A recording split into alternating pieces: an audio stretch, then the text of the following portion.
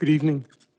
We return to the regular meeting of the board after a short recess, and I rise and report on items dealt with in committee of the whole closed session. These items pertain to personnel issues for principal and vice principal appointments and a senior team update. Please rise for our acknowledgement and national anthem. We would like to acknowledge that we are here today on the traditional territory of the Mississaugas of the Credit First Nation. Nous tenons à reconnaître que nous sommes sur le territoire traditionnel des Mississaugas de la Première Nation de Credit.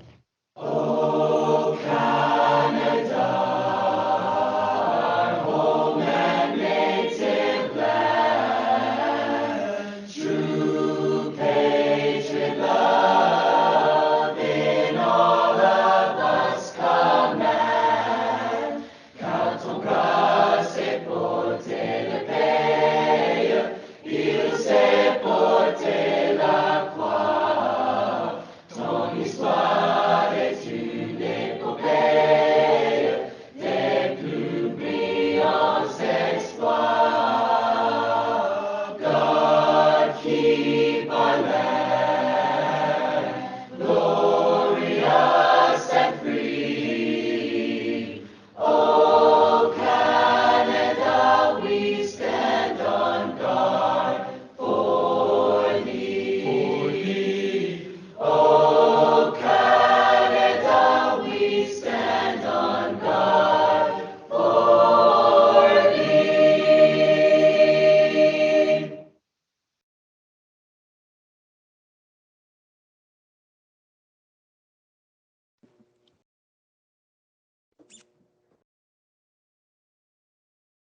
This evening, we ask for your patience as we implement a hybrid model with some trustees present in person and others present virtually.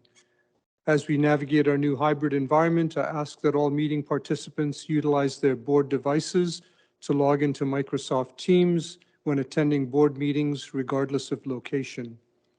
The Teams raise hand feature will be utilized to manage the request to speak list. Click on the reactions icon to raise your hand, and if you wish to speak, and wait to be acknowledged. Click the icon a second time to lower your hand when you are done speaking. Requests to speak will be taken in the order that they appear. The chat feature in Teams is also available for trustees who are attending in person or virtually, and I'll try and monitor the chat and insert the questions in the order that they appear. Thanks for your patience. Item number 5, the approval of the agenda. I would like to amend the agenda and add items 11.2, Trustee Green's update on OPSPA, and item 11.3, Trustee Green's update on Stopper. I approve the amended agenda for this evening. I have no conflict to declare. Item 7, celebrating board activities this month. Item 7.1 is National Day for Truth and Reconciliation on September the 30th, 2022.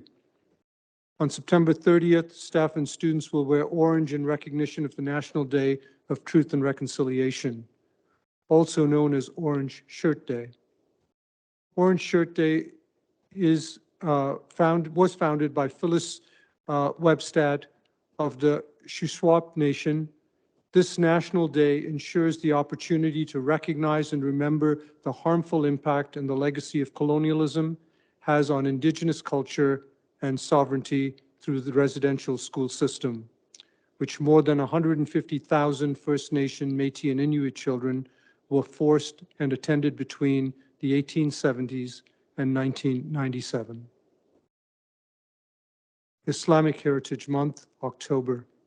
The recognition of Canadian Islamic Heritage Month in October was declared by the Canadian government in 2007. The Islamic Heritage Month Act 2016, passed by the province of Ontario, signifies, acknowledges, and affirms the contributions Muslims make to all aspects of Ontario life and in many fields, including mathematics, science, athletics, literature, and the arts. The first Muslims to arrive in Canada came as enslaved Africans through the transatlantic slave trade. European Muslim families made Canada their homeland in the 1850s. The population of Muslims in Canada continues to grow. In Peel, the 2018 student census indicated that 23.5% of Peel students identify as Muslims.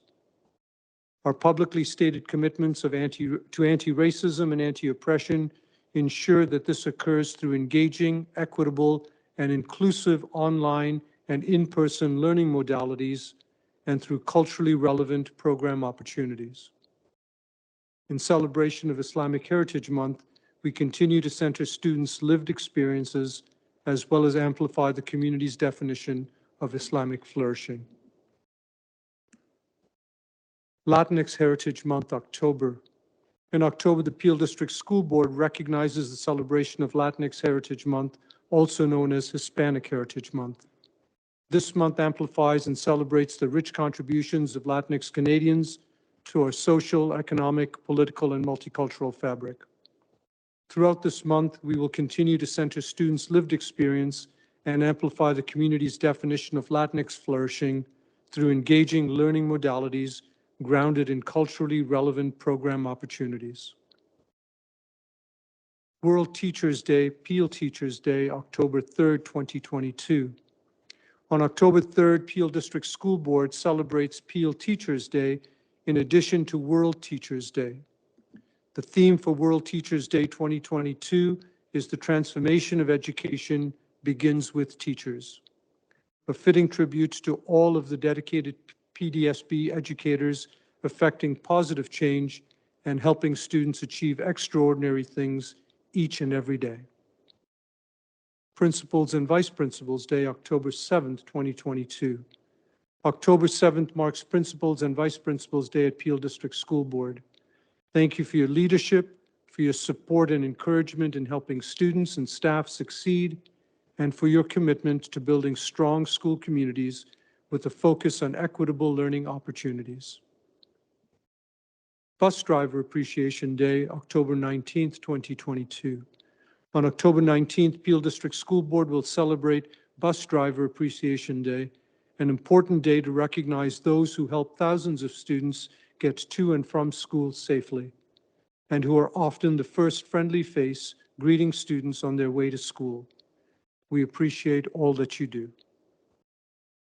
Peel Teaching Assistant and Early Childhood Educators Appreciation Day, October 21st, 2022. October 21st is Peel Teaching Assistant and Early Childhood Educators Appreciation Day, a day to show our appreciation for the respect, compassion, belief, and support teaching assistants and early childhood educators show every day to help create a positive learning environment for all students. Thank you for all that you do to help students flourish. Item number 8, staff recognition, retirements. I would like to acknowledge all our retirees and thank them for their many years of dedicated service to the Peel District School Board. We wish you every success in your future endeavors. This month's retirees are Arkana Anand, Valerie Backwell, Robin Beckman, Maria Bellardi, Jane Boonstra, Dorothy Boylan, Paul Del Snyder, Rita D'Souza, Wendy Dukin, Bibi Dooley Mahmoud, Scott Fedorowicz, Regina Garbach, Fidelto Go, Sakonis Grigoropoulos, Janice Hancock, Take Latchman, Tanya Long, Lexi Miljic, Joanne Miller, Nalani Murthy, Michelle Papp, Rosa Rosati, Jan Sandu, Shirley Snyder Moore, Vaughn Stoika, Karen Tolles, Megan Wilson Rieknecht, and Donna Zaritsky. Thanks again for all of your years of dedicated service to the system. Item number 9, Board Chair's announcements. Just one announcement this evening on work that has been completed. The Education Act sets out the obligations and duties of the board and sets out the obligations and duties of the Director of Education. Boards must entrust the day-to-day management of the board to its staff through the board's Director of Education. With the trust that is bestowed comes the obligation to review the performance of director to ensure that the day-to-day management, as well as the strategic directives and priorities of the board, are being implemented and furthered. It is with great pleasure that I can advise that I conducted a fulsome review of Director Rashmi Swarup's performance and that the review concluded that the director is doing an excellent job. The review included an outsourced independent 360-degree feedback by senior staff, a review of a self-assessment, review of work product, review of comments made throughout her service at the board, as well as regular and ongoing meetings with the director. Congratulations, Director Swarup, on such a positive review, and thank you for your service and your dedication. Item number 10, report from student trustees. There are no reports from our student trustees this evening. Item 11, reports from trustees appointed to external organizations. 11.1, Trustee Cameron, Natural Science and Education Committee update. Thank you. And through you, Supervisor Rodriguez, I'm pleased to bring this update report on this important committee work that was on a committee that was born out of a recommendation by the Outdoor Education Committee the year previous to this past year. I represented the Peel District School Board on this committee during the 2021-2022 term, and the current Natural Science and Education Committee is comprised of school board trustees and TRCA board members appointed by TRCA's Board of Directors. As an advisory board of TRCA's Board of Directors, NSEC, which is the Natural Science and Education Committee, has a mandate to study and make recommendations to the Board of Directors of TRCA regarding recommendations to the Toronto and Region Conservation Authority and government and agency partners on improvements and future needs as it pertains to the provision, planning, and access for students to out-of-classroom learning related to natural science, conservation, and the environment in the Greater Toronto Area. The objectives of NSEC are to advise the TRCA and partner agencies on the effective implementation and advancement of the recommendation of the Outdoor Education Task Force. This report on minimum standards for student access to out-of-classroom learning is the first of a series of reports and recommendations to the TRCA's Board of Directors from the Natural Science and Education Committee, intended to advance the shared goals of the TRCA and area school board partners in achieving the above mandate. Through you, Supervisor, I would just add that this committee was all about working together to ensure equity of access to outdoor education for all students in the GTA schools. And as a result, most of the GTA school boards had a representative on this committee, along with the TRCA appointed community members. So the NSEC endorsed a series of proposed minimum standards for student access to out-of-classroom learning related to natural science, conservation, and the environment to be considered by the TRCA Board of Directors at their September 22nd meeting. That meeting has taken place, and our recommendations to the TRCA Board of Directors have been accepted. And I'm going to make some comments about subsequent next steps here shortly. These minimum standards developed by the NSEC during the 2021-2022 term will provide the guidelines for future student access to these invaluable experiences and form the backbone of collaborative work between the TRCA and area school boards in reshaping the system that supports student learning in the out of doors. The proposed minimum standards framework will create a structure for assessing and developing the broader out-of-classroom learning system that supports students' success in natural science, conservation, and environmental learning.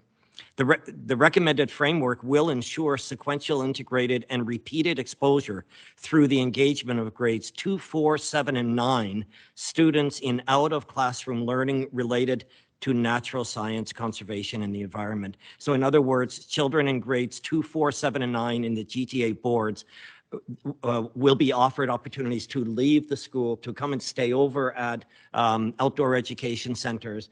And the work of this committee is to help make recommendations to ensure that the access is equitable for all of those students to be able to do that.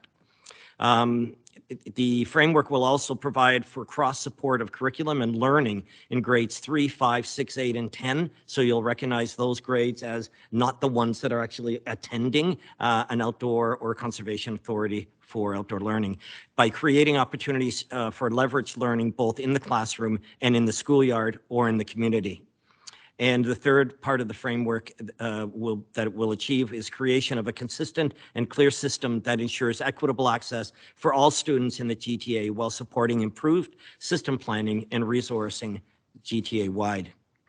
The minimum standards for student access to out-of-classroom learning related to natural science, conservation, and environment has now been endorsed by the TRCA's Board of Directors. Concurrent with that, we will also be circulating the minimum standards to councils of area municipalities, as well as the Ministry of Education, the Ministry of the Environment, Conservation and Parks, and other key stakeholders. And obviously, each board of trustees is going to get that list of proposed minimum standards, and that will come to the next board of trustees. So it will be after the election is over and new boards have been put in place. That is my report. Thank you, Supervisor Rodriguez, for this opportunity. Thank you, Trustee Cameron, for the report, and thank you for your service on the committee. 11.2, Trustee Green, update on OPSPA. Trustee Green. Yes, good evening, Supervisor Rodriguez, Director, staff, and trustees. This evening, I just bring you a short report and the Ontario School Board Association executive meeting that was held 2 weeks ago. Topic of discussion was around developing a template for boards across the province to use, especially for small boards that do not have the ability to develop their own template in terms of trustee training. And that's will include diversity, equity, and inclusion training for all boards across the province. And it's something that OPSPA is recommending to all boards to ensure, especially new trustees coming in, receive those training. We also discuss orientation to ensure that all new trustees that are elected after the October election are provided with the proper orientation and training so that trustees are well prepared and ready to execute their duties and understand their role and responsibility, not just to community, but also to the corporation for whichever board they serve. We also discussed the day of advocacy, which is a day that trustees will from different board will meet with the various different government at Queen's Park to discuss the various different challenges that we're facing within the education system and see how we can get the opposition, the various different parties to work along with trustees to ensure that we are advocating for support, fair funding, especially funding around supporting for hiring of more teachers, more EAs, and for SPECID support across the province. And then we also discuss about bargaining, which I can't go into too much because, as you know, the bargaining table is presently at work.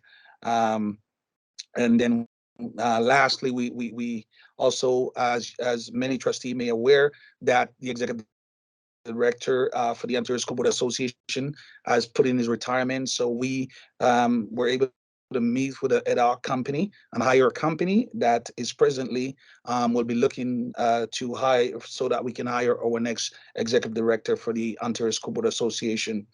And Friday from 10 a.m. to 3 p.m., the executive will be meeting at 7 p.m. The board of directors meet, and also Saturday morning from 8:30, the board of director will meet again. Reports will be brought back to this board in terms of the outcomes of those meeting both Friday night and Saturday morning. Thank you, Supervisor Rodriguez, for this time to present this report. Thank you. Thank you, Trustee Green, for the report, and thank you for your service on that committee. Once again, it's you, Trustee Green, 11.3, the update on stopper transportation. Thank you. Thank you again. Just quickly, just wanted Trustee to be aware that this year's stopper has a great startup. They started up with a driver behind every wheel to transport our students safely from home to school and from school to home. There was a number of training that was taking place with new driver over the summer to make sure that they were ready to go. The stopper also did something different this year, where they ensured that they had what we call safe ride to school, and 1,500 parents and students took part in that, so that they knew where their stop was, they knew where to get off the bus, which bus to get on. And to ensure that we will have less mishap of kids not getting on the right bus.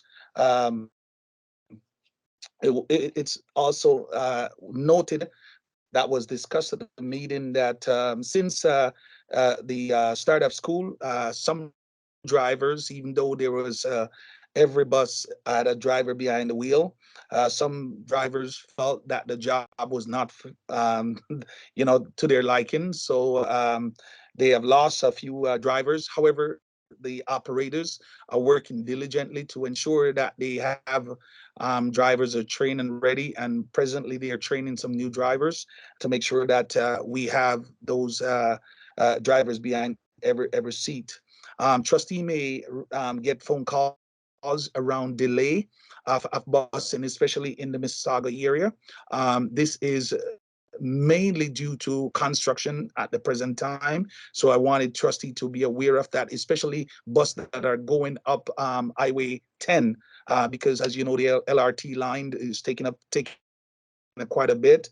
However, it is noted that most of the delay is no more than about 10 to 15 minutes, which in light of what's happening and the heavy construction that is taking place, I think that is good.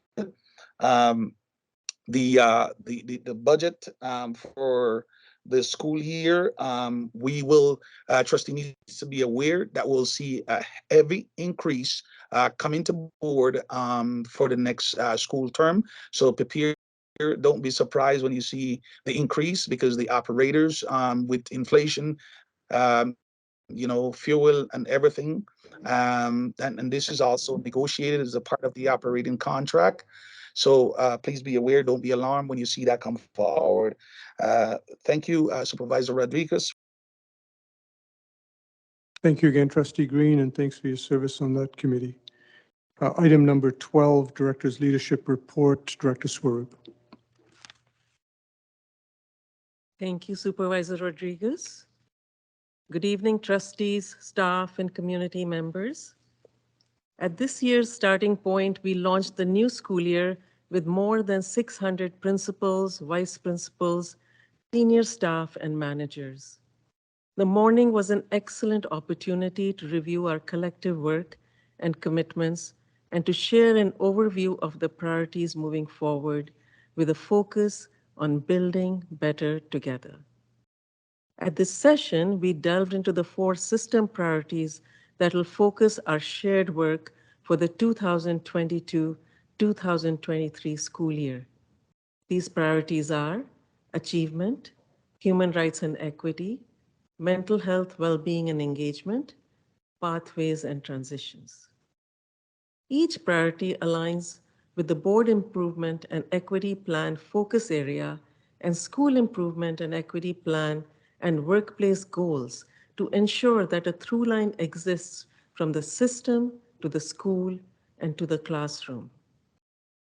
This school year, I will be presenting my monthly board leadership reports highlighting progress, achievements, and recognition days within each of these above priorities as a means of cohesion, focus, and accountability. I'd like to now share the video that was shown at the beginning of Starting Point on August 31st on how we are transforming education, dismantling anti-Black racism, anti-Indigenous racism, and all forms of inequities and oppression with a focus on innovation, achievement, student voice, inclusion, and agency.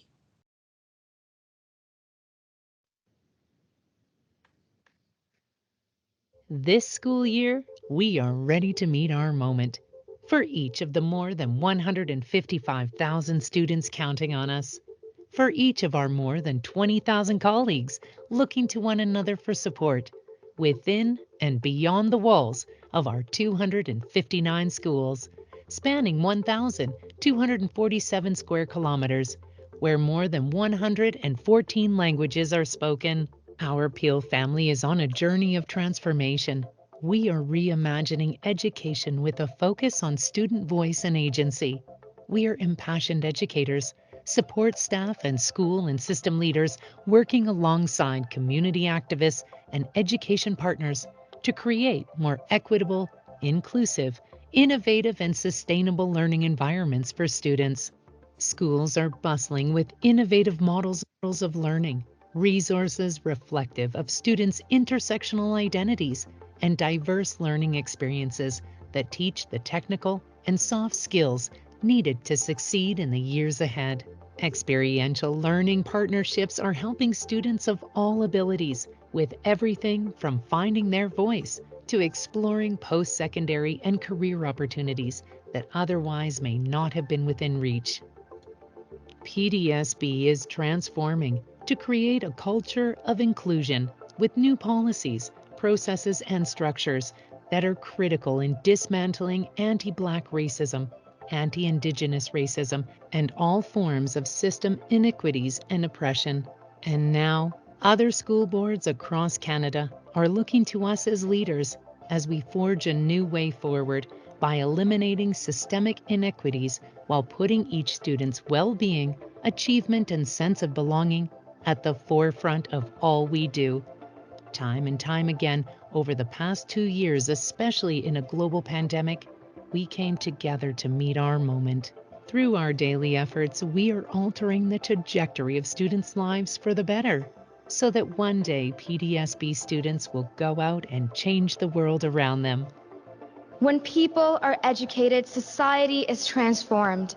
Financial literacy becomes financial transformation and economic development. Climate literacy becomes climate action. Digital literacy becomes digital transformation. A book becomes a dream. A pen becomes a policy. And a microscope becomes the cure for cancer. Education. Made in Peel.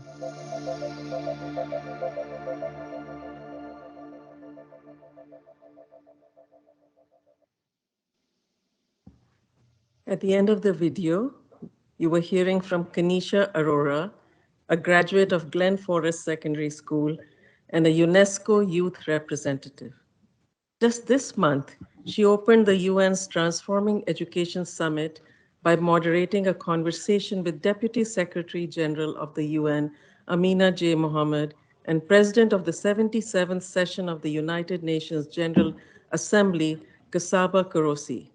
We are incredibly proud of the voice she brings to reshaping the future of education, and we will continue to amplify youth voice while creating pathways that provide leadership and advocacy opportunities.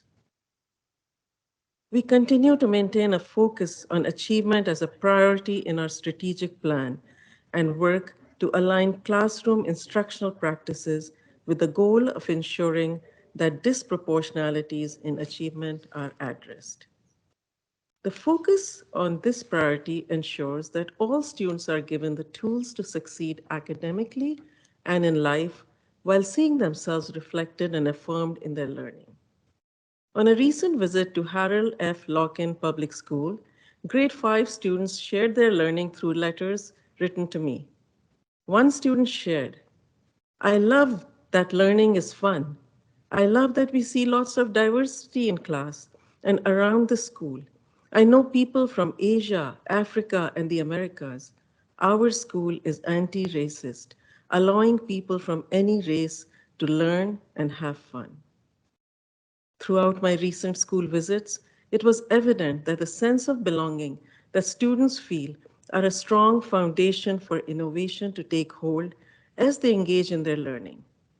These are just a few photos from recent school visits. At Harold F. Locken, a student's creativity and curiosity inspired her to make puzzles that she challenged me to make as homework. At Bellefontaine Public School, the students gathered seeds from plants as they began inquiring about living things and how they grow. When we create these conditions, innovation lends itself to powerful, sustainable modes of learning. An integral part of that commitment to creating pathways for students lies in our partnership strategy. An example of strong collaboration in education is our collaboration with University of Toronto, Mississauga on the C at UTM, C standing for Support, Engage, Experience program. This pilot program is giving 22 talented Black high school students from Fletcher's Meadow and Meadowvale secondary schools a unique opportunity to experience post-secondary school life, complete co-op placement, and earn a 0.5 university credit while completing their Ontario Secondary School diploma. C at UTM gives students the opportunity to explore post-secondary options and campus life in a positive, inclusive, and nurturing environment. In fact, here's a quick behind-the-scenes look into a day on campus, courtesy of students currently in the program.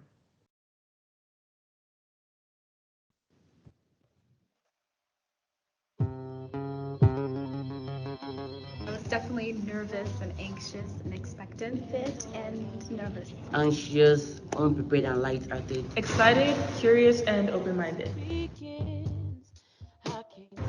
During the program, I feel happy, I feel blessed, and thankful. Comforted, supported, and prepared. I feel elevated, joyful, and at the same time, I also feel like I'm in a free state for this program right now. During the program, I am gaining knowledge, connections, and a whole lot of collaboration. Inside this program, I'm looking forward to being inside like the psychology labs, the psychiatrists, and gaining more work experience. I'm looking forward to establish my communication and academic skills to understand the world of STEM. The campus community, the professors, as well as gaining organization skills. Goals, looking forward to building my portfolio. Work experience. Educational transcript. Goals, trailblazing my way into university, as well as recognition for my and our community. Shout out to Ms. James and Peel for providing a home away from home. Brown skin, you know I love your brown skin. A home away from home indeed. And I would like to recognize the Leadership Capacity Building and School Partnerships team at Peel District School Board, as well as University of Toronto, Mississauga, for their dedication and collective work that has gone into nurturing such a unique opportunity for the students. I'd also like to recognize Peel District School Board educator, Monique James, who's working on-site at University of Toronto, Mississauga, supporting Peel students throughout their time in the program.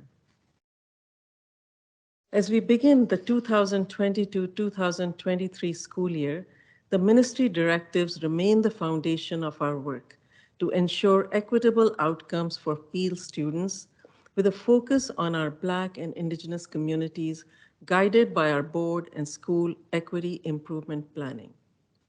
In our commitment to this ongoing and necessary work, we strive to go beyond the ministry directives to create innovative and progressive learning spaces to engage and to motivate students to be passionate, lifelong learners.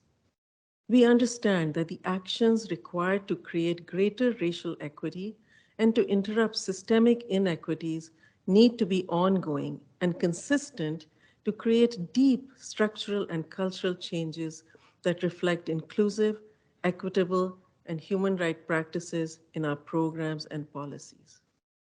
Progress on Directive 12, the restructuring of the Human Rights Office, was submitted to the Ministry of Education in June. As a board, we have worked to restructure our Human Rights Office related to Policy 51 and developed a complaints procedure to provide Peel families with clearly outlined processes for raising human rights complaints and engaging communities, including Black, Indigenous, and student stakeholders in the process. In this area, we are in the process of developing a communication plan to share the information with our Peel community and ensure the information and processes are widely accessible. The Human Rights Office introduced board-wide mandatory human rights training at the beginning of the 2021-22 school year, the first of its kind. Since then, the office has gone on to deliver a variety of training sessions with families of schools, parents, student associations, and senior leadership. Continued development and learning about human rights and the Ontario Human Rights Code is essential for us as we continue working towards creating learning and working environments that are safe, respectful, and free from discrimination. Applying the feedback our office received during the last school year, the Human Rights Office developed 2 new training modules designed to expand and engage in deeper learning. We hope these modules will empower us as we move forward through the school year. We have begun to focus on outlining actions to support our newly created Black Student Success Strategy. We have met with all system departments to identify how they situate their work within the context of the strategy.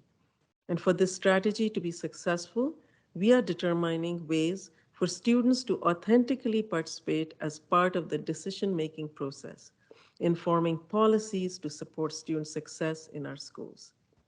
Student voice and experiences will be an integral part of the policy making and implementation process.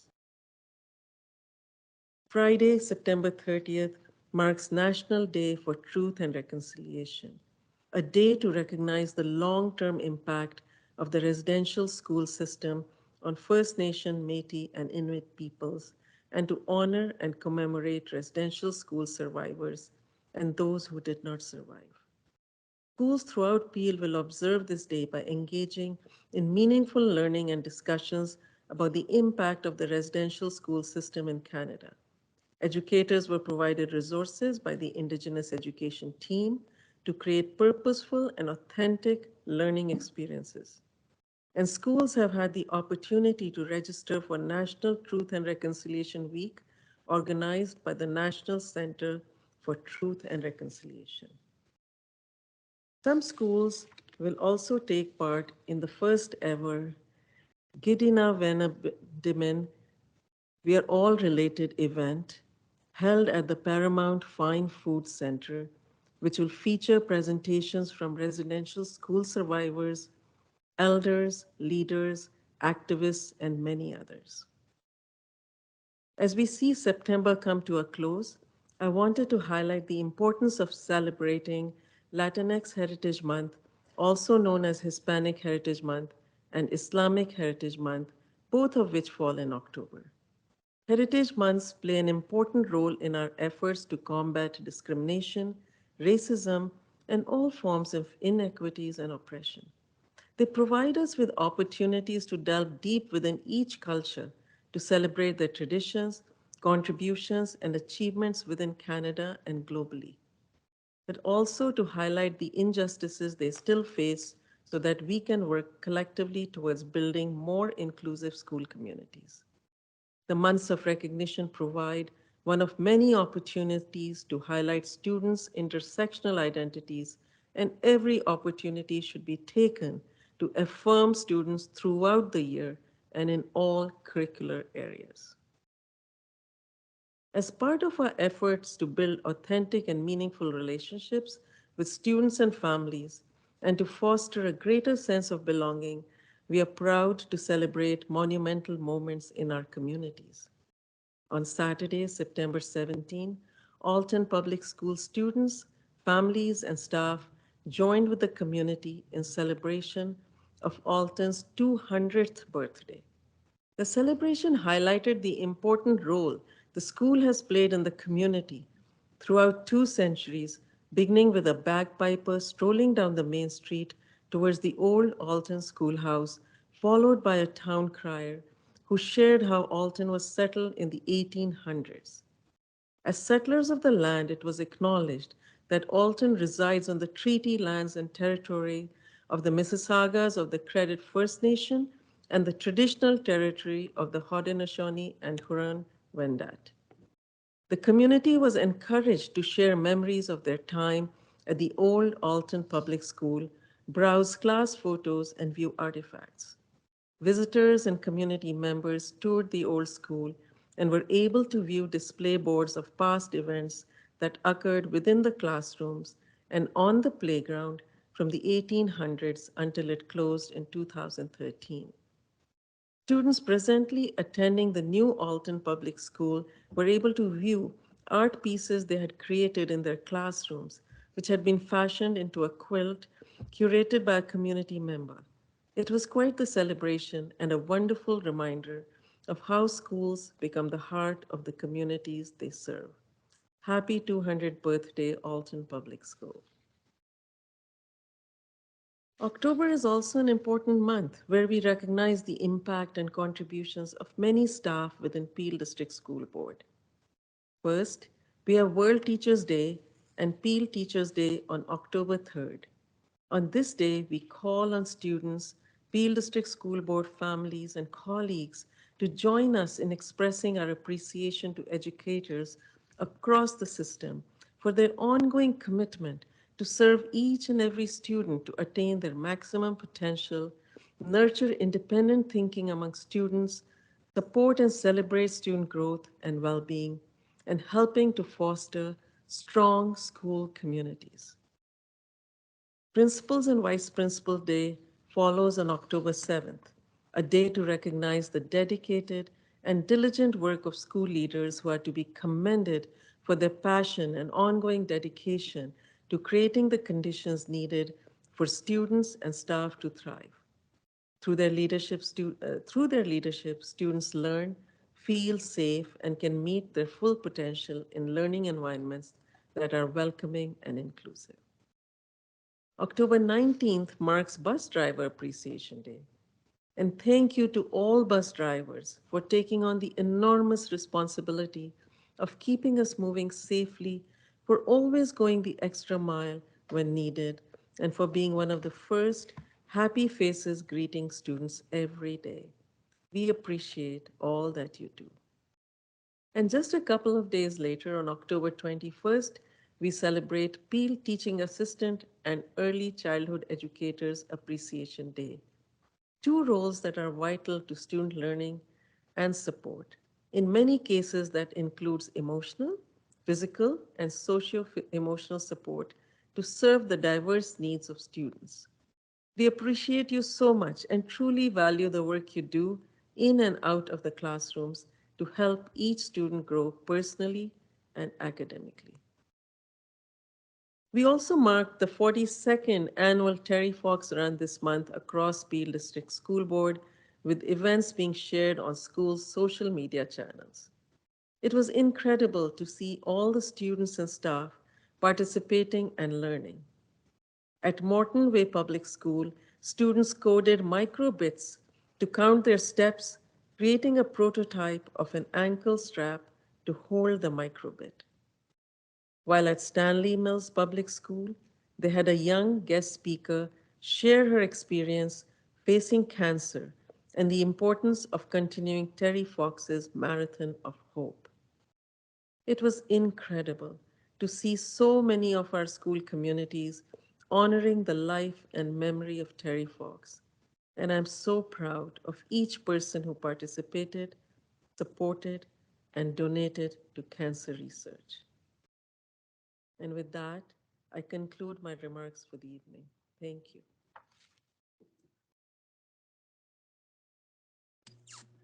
Thank you, Director Swaroop.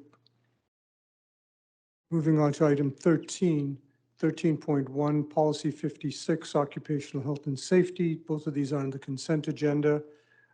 There really is no significant change. These are operational issues that need to be taken care of each year.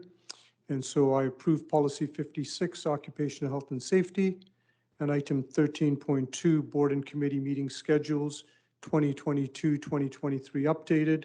I approve the updated board and committee meeting schedules for 2022-2023. Item number 14.1, the minutes of the board meeting from August 24th, 2022. I approve the minutes of the board meeting for August 24th, 2022.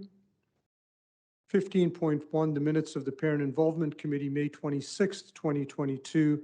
I approve the minutes of the Parent Involvement Committee, May 26th, 2022.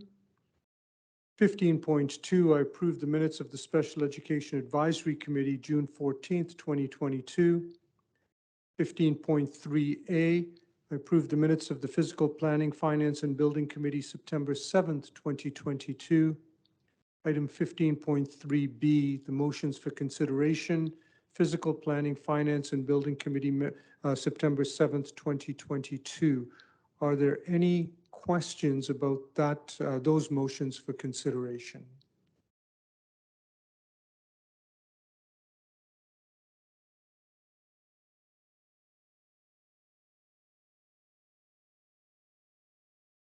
Okay. Seeing none, I approve the motions for consideration from the Physical Planning, Finance, and Building Committee, September 7th, 2022. Board reporter, my mistake. The first ones were in receipt and not for approval. So could you please correct that?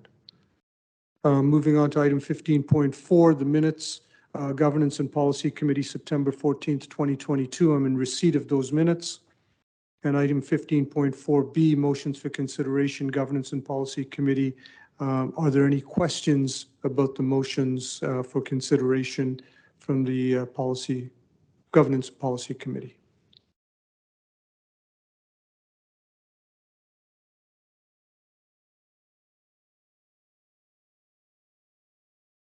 Again, seeing none, I approve the motions for consideration from the Governance and Policy Committee, September 14th, 2022. Item 16.1, Policy 72, Trustee Honoraria, Director Swaroop. Through you, Supervisor Rodriguez, I will now ask General Counsel and Governance Officer Catherine Lockyer to share Policy 72. Thank you, Director Swaroop, and through you, Supervisor Rodriguez. Ontario Regulation 35706 provides the method for calculating the limits on honoraria paid to trustees under Section 191 of the Education Act. The trustee honoraria is funded by the Province of Ontario. Each year, the honoraria must be calculated based on enrollment. The policy attached to the report sets out the calculation for the 2022-2023 basic trustee honorarium at $28,365.63, effective December 1st, 2022. Happy to take any questions. Thank you, General Counsel Lockyer, and thank you, Director Swaroop. Are there any questions?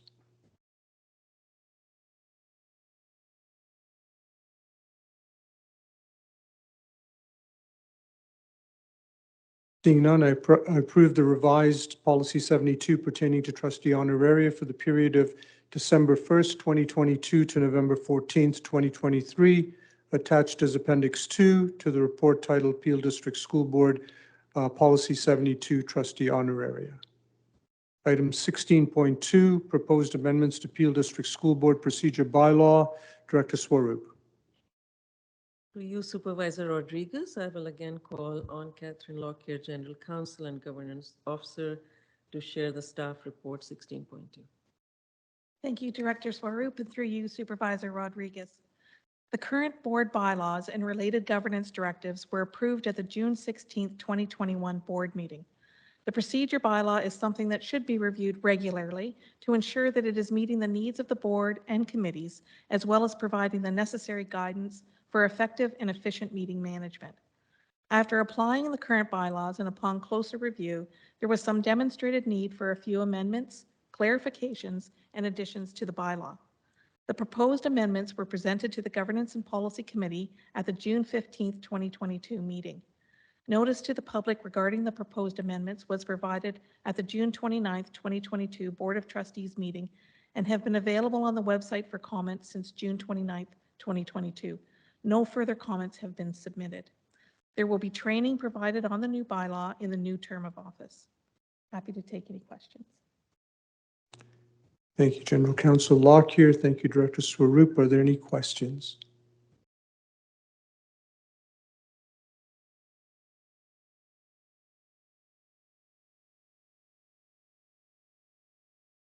Seeing none, and again, thank you for your work on this. This is important work, so really appreciate that. I approve the procedure bylaw as appended with an effective date of November 15th, 2022 to correspond with the new term of office for the trustees. 16.3 Trustee Annual Learning Plan 2022-2023. Director Swaroop.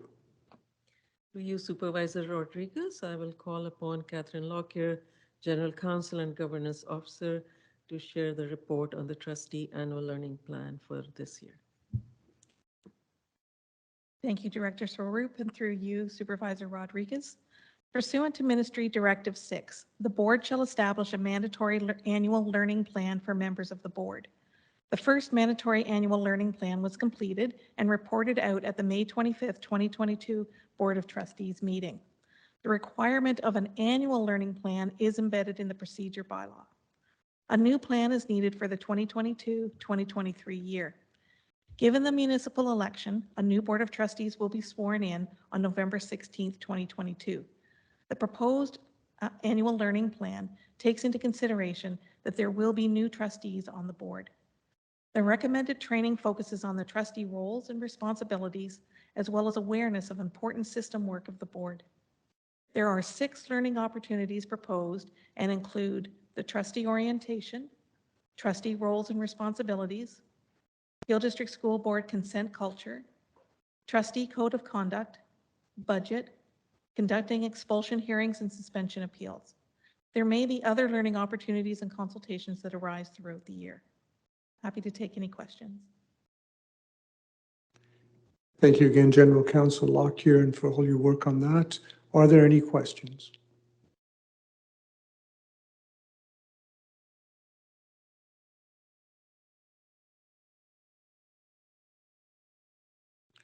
Once again, seeing none, I approve the Trustee Annual Learning Plan for 2022-2023 attached to the report as Appendix A. Item 16.4, Center for Indigenous Excellence and Land-Based Learning. Director Swaroop. Through you, Supervisor Rodriguez, I'll now call upon Associate Director Camille Logan to share the staff report on Center for Indigenous Excellence and Land-Based Learning.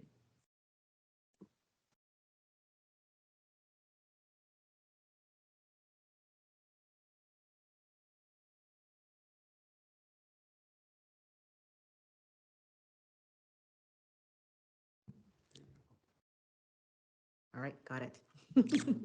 Thank you, Director Swaroop, and through you, Supervisor Rodriguez. I will now call upon Nicole Reynolds, Coordinator of Indigenous Education, to provide an overview of the report on the Center for Indigenous Education and Land-Based Learning. Thank you, Associate Director Logan, and through you, Supervisor Rodriguez. The purpose of this report is to recommend the development of a Center for Indigenous Excellence and Land-Based Learning as an important part of our commitment to improved outcomes for Indigenous students, and that upholds the distinct and inherent rights of First Nation, Métis, and Inuit peoples. The Center for Indigenous Excellence and Land-Based Learning will be a place that provides opportunities in land-based learning and Indigenous ways of knowing for both Indigenous and non-Indigenous students. The ministry report outlined many troubling aspects of racism within the board. This included significant disparities in the achievement and well-being of First Nation, Métis, and Inuit students. Indigenous students in the PDSB are being overlooked, or their chance of success is being erased due to a lack of understanding of cultural stereotypes, a focused racialized approach to discipline, and a number of roadblocks to their success. The Peel District School Board must allow Indigenous students to be immersed in Indigenous education, either within the board or outside of it. A sovereign approach to Indigenous education through the Center of Indigenous Excellence and Land-Based Learning is more apt to do this. If we continue to assume that success is measured in a Eurocentric way, Students, and more importantly, Indigenous students, will continue to experience disproportionate outcomes in education. When space is made for Indigenous people to lead educational institutions, we find that those same students who felt invisible within the Eurocentric model of education begin to find themselves and their academic strengths paving the way for them to become successful members of their communities and society.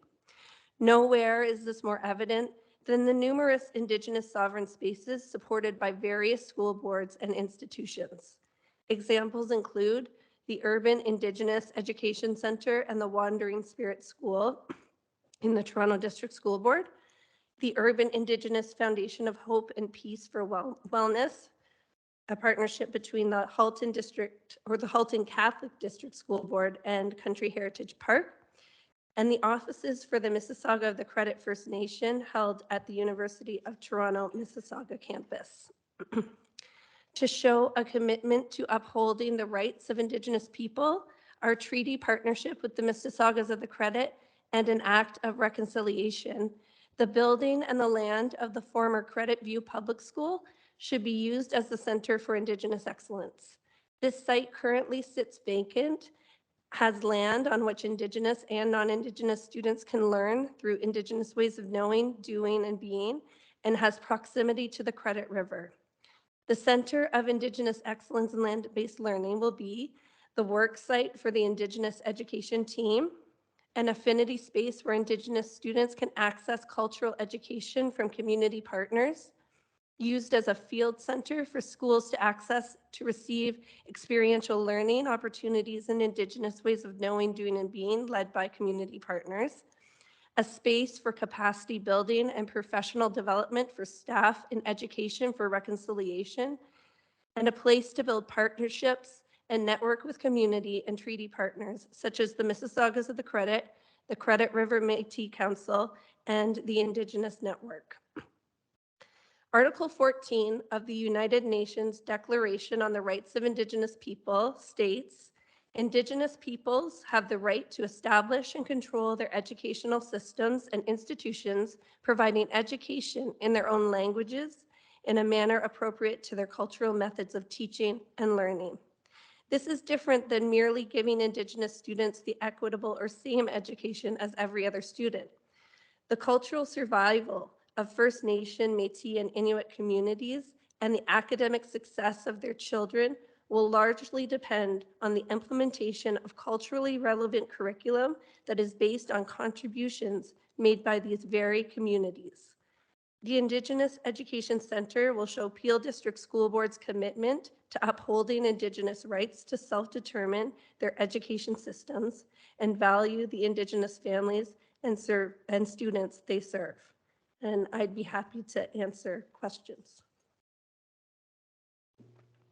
Thank you, Ms. Reynolds. Thank you, AD Logan, and thank you, Director Swaroop. This is just so exciting and outstanding. So thank you for all the work you've done on that. Are there any questions?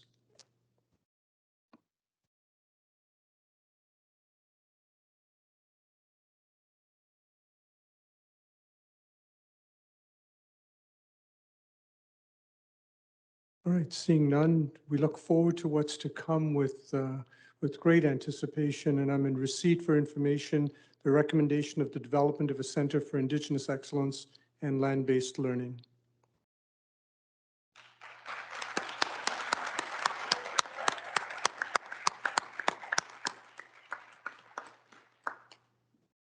It is truly a great day. Educational assistance, absence and backfill challenges, Director Swaroop. Through you, Supervisor Rodriguez, I will now ask our Executive Officer of Human Resources, Masuma Kangura, to give an update on the absence and backfill challenges for education assistants. Good evening, everyone, and thank you, Director Swaroop, and through you, Supervisor Rodriguez. We want to first of all thank all of our education assistants and their tireless efforts in supporting our students and their success. We're all aware that all school boards across the province are grappling with EA, that is education assistant recruitment and position backfills. with the rates of absenteeism and position backfills. Our current EA fill rate is just around 51%, although an improvement from last year, but certainly not enough. We do rely on the invaluable support of our educational assistants in schools and classrooms supporting students. However, we also know that we compete with other employers outside of the education system in retaining EAs. We also know that pay disparity with other positions is a huge factor in attraction and retention across all school boards. And this year being a bargaining year, we may see a campaign to raise awareness and advocacy of working conditions. We also continue to see, on a positive note, a career advancement for a large number of our EAs, be in teaching roles and so forth, and the need to consistently backfill. So in that pursuit and by way of numbers, we have hired around 280 new educational assistants since the beginning of this year, adding to our casual pool of just over 500 and touching almost 600 educational assistants in our casual pool. I also want to share that we are comparable to other large school boards and our coterminous board with the pay rates. And in fact, I'm happy to report in some aspects we are higher in pay percentage as compared to the others. As we review and continuously improve our hiring processes, we plan to work proactively and collaboratively. We know there's a lot of work to be done with our community colleges in trying to time our hiring processes in being early and proactive in attaining the educational assistants, who come out every year. So we're going to strengthen our partnerships with our community colleges for a recruitment strategy. Recognizing the aforementioned, the board has taken a number of steps already in mitigating pressure in the school sites. Schools are now posting for long-term positions simultaneously, internally and externally, because we recognize that it is not enough what we have in the system. They need not wait to complete the internal process. And we're really thankful for problem solving and a robust dialogue with our union partners and really seeking their feedback as well. We also have expanded the recommended to hire process for casual pools, so that administrators can now recommend any and all candidates that meet the criteria through the hiring process to certainly expand and increase our casual pool.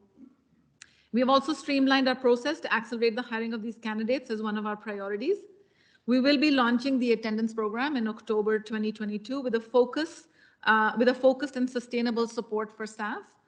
And right now we're in the consultation phase with all of our partners involved in that process. We'll continue to monitor our call out attempts from the system and staff availability. We do ask staff to be available at a minimum of 3 days per week, and we'll continue to monitor that as to what are some of the barriers that are coming across in terms of staff not picking up jobs.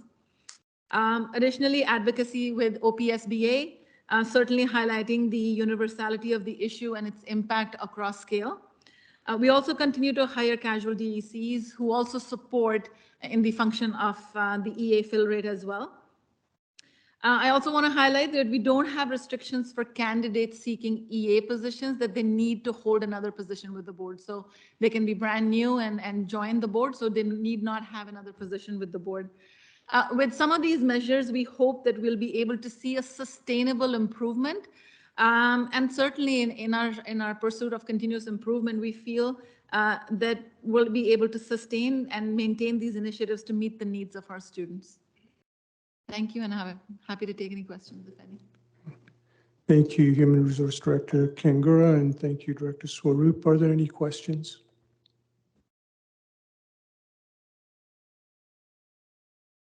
Trustee McDonald.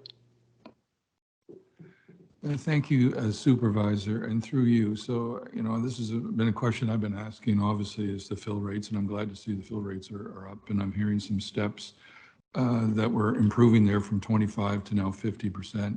But I'm also hearing from parents who are saying that the children are not having anyone looking after them. I'm hearing from admin who can't fill LTOs. There's no, they'll have 2 openings and no one applies. And I'm hearing that community members are the ones that are backfilling, or lunchroom supervisors. This is a concern. I'm not sure, you talked about some plans there, but how do you see these plans really increasing our numbers? I mean, we're not getting people to apply, it seems, to jobs. So is there some disadvantage that we have that people don't want to apply to Peel? Thank you for that question. And certainly I would have highlighted some of the challenges we face as school boards across the province.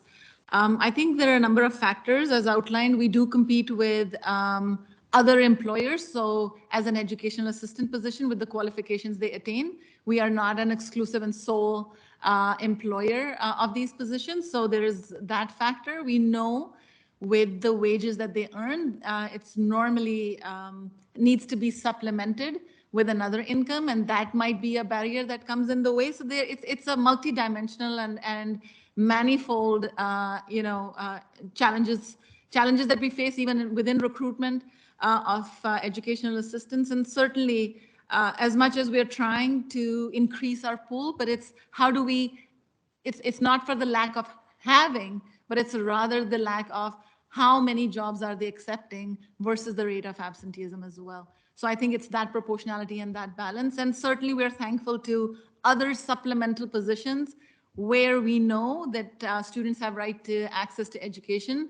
And we have a duty and an obligation under the Human Rights Code to be able to provide that. And to the point where if there are any other positions of support that we can rely on, we must rely on, which is what we do. Oftentimes, unfortunately, that's the resort we have to rely on. Other questions?